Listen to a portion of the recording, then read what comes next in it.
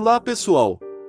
Sejam todos bem-vindos. Hoje vamos falar como escravos entravam na justiça e faziam poupança para lutar pela sua liberdade. Em 1883, Rita entrou com uma ação na justiça da Imperial Cidade de São Paulo, contra o tenente Júlio Nunes Ramalho. Poderia ser mais um processo qualquer, se não fosse um fato notável: Rita não era considerada cidadã pela lei brasileira. Era escrava. Já o tenente Ramalho era seu proprietário. O objeto do caso era o interesse de Rita de comprar sua liberdade. De Rita a justiça sabia pouco. Não tinha sobrenome, nem idade certa, 38 anos aproximadamente. As informações eram apenas que tinha aptidão para o trabalho e era cozinheira, escravizada por Ramalho. Por não ser livre, Rita não tinha direito de procurar a justiça diretamente, e precisou de um intermediário para representá-la.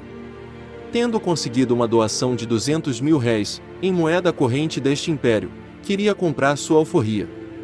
Pedia então que seu proprietário fosse intimado para declarar se aceitava ou não a quantia. Seu representante conclui o pedido dizendo que o fazia a rogo da suplicante, que não sabe escrever. O Brasil estava mudando. Depois de mais de 3 séculos, a escravidão se aproximava do fim. Em 1850, havia sido proibido o tráfico negreiro. Em 1871, foi aprovada a Lei do Ventre Livre, que estabeleceu a liberdade para filhos de mulheres escravizadas nascidos dali em diante, como o menino Benedito, a quem Rita deu à luz 3 anos após a lei. Além disso, a Lei do Ventre Livre deu às pessoas escravizadas o direito de juntar dinheiro ou fruto de doações, do próprio trabalho ou de economias. Com ele, comprar sua própria alforria, independentemente da autorização de seu proprietário. Essa alteração legal multiplicou nos tribunais as chamadas ações de liberdade. A de Rita é uma delas. Está armazenada no acervo público do Tribunal de Justiça de São Paulo, junto com dezenas de outros processos centenários, em papel envelhecido e texto manuscrito, movidos por pessoas escravizadas contra seus senhores. Além de São Paulo, há casos semelhantes em diversos pontos do país. Isso quebra o mito de que a alforria era apenas uma forma de reconhecimento do senhor aos seus escravos. Nada disso. Eles também foram para a justiça para conquistar sua liberdade. Porém, as ações de liberdade não era fácil.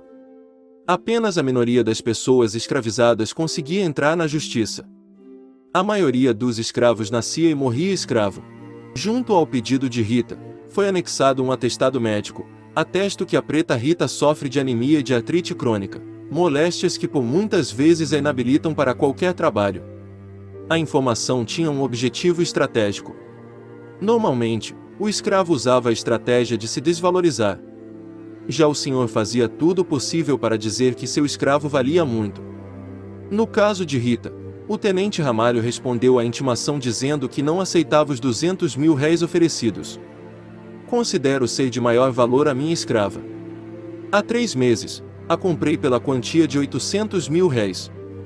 Quando não havia concordância sobre o valor da liberdade, como no caso entre Rita e Ramalho, não era o fim do processo. Cabia ao Estado fazer a arbitragem do preço, que as duas partes seriam obrigadas a aceitar. Para isso, o primeiro passo era a pessoa escravizada ser mandada para uma avaliação. Depois de haverem examinado a dita escrava Rita, tendo em consideração a idade, saúde e profissão da mesma, os avaliadores apresentam os seguintes laudos: Salvador avaliava-a em R$500 mil, Fernando em R$320 mil. Em consequência da divergência havida, foi aceito o laudo de R$320 mil. O resultado da avaliação foi uma vitória para Rita. O valor estava mais próximo de R$200 mil que ela tinha proposto do que dos R$800 mil pedidos por seu senhor. Por intermédio de seu representante livre, Rita apresentou à justiça os R$120 mil que estavam faltando, e requereu que lhe fosse passada a carta de liberdade. Depois de 3 meses na justiça, Rita, que nasceu submetida à escravidão no Brasil, se tornou finalmente uma mulher livre. Redes de apoio nas cidades.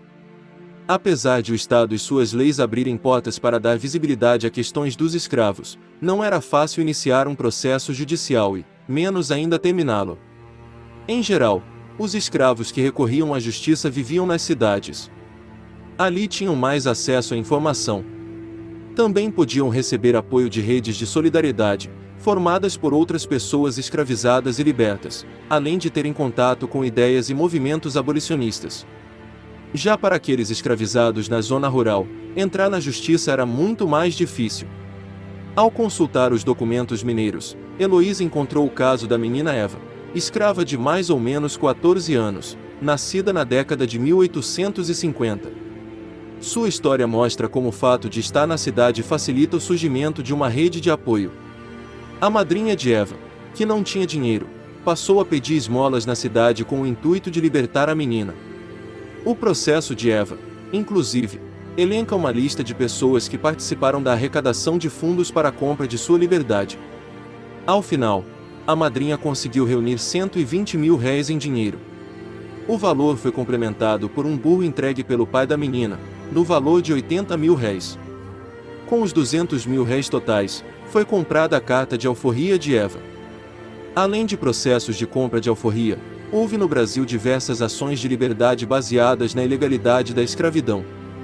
Em 1883, por exemplo, Antônio, também sem sobrenome, entrou na Justiça de São Paulo argumentando que sua matrícula de escravo informava que ele era africano e tinha 51 anos. Logo, Antônio teria nascido na África em 1832. Porém, uma lei brasileira de 1831 declarou que era livre todos os escravos vindos de fora do Império do Brasil a partir daquela data. Foi a primeira legislação a tentar coibir o tráfico de pessoas escravizadas para o Brasil. Desta forma, como Antônio nasceu depois da lei, ele havia sido trazido para o país de forma ilegal. Por consequência, sua escravidão também era ilegal. Seu proprietário tentou contra-argumentar. Afirmou que a matrícula do escravo estava errada, e que, na verdade, ele tinha nascido 5 anos antes da lei. Em termos práticos, isso faria com que Antônio não tivesse direito à liberdade. Por outro lado, essa linha de argumentação implicaria o reconhecimento de que um menino de cerca de 5 anos tivesse sido transportado nos navios negreiros e vendido ainda criança no Brasil. Mas a argumentação do dono de Antônio não foi bem sucedida. O juiz do caso concedeu a carta de liberdade ao africano, mas sob a condição estabelecida pelo proprietário, de que o agora ex-escravo prestasse serviços por mais 4 anos para seu antigo senhor e sua esposa. Assim, Antônio ficaria livre apenas em 1887, um ano antes da Lei Áurea ser sancionada pela Princesa Isabel, decretando oficialmente o fim da escravidão no Brasil. Esses juízes e tribunais não eram abolicionistas. Tomavam a decisão baseados naquele caso específico. Ninguém ali estava defendendo o fim da escravidão. Dificuldade para juntar dinheiro. As pessoas escravizadas nas zonas urbanas também tinham mais possibilidade de juntar dinheiro para comprar sua liberdade. Alguns deles, além do trabalho forçado, realizavam pequenos serviços remunerados. As mulheres, por exemplo, vendiam quitutes, hortaliças, eram babás, amas de leite, lavadeiras. Os homens eram sapateiros, barbeiros, carregadores.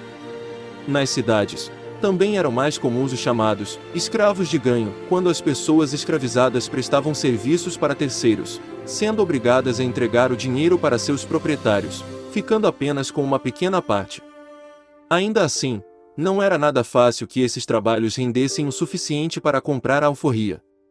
Em geral, no final do século XIX, o preço da liberdade variava de R$200 mil a 2 contos de réis, equivalente a R$2 milhões.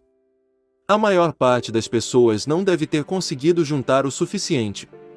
Depois que o tráfico foi proibido, o preço do escravo subiu ainda mais. E onde os escravos guardavam dinheiro? Uma das possibilidades era colocar na poupança. Documentação histórica da Caixa Econômica, ainda pouco estudada, mostra diversas cadernetas pertencentes a escravos. Fundada em 1860, a Caixa não permitia que pessoas não livres fossem depositantes. Mas após a Lei do Ventre Livre, em 1871, isso mudou,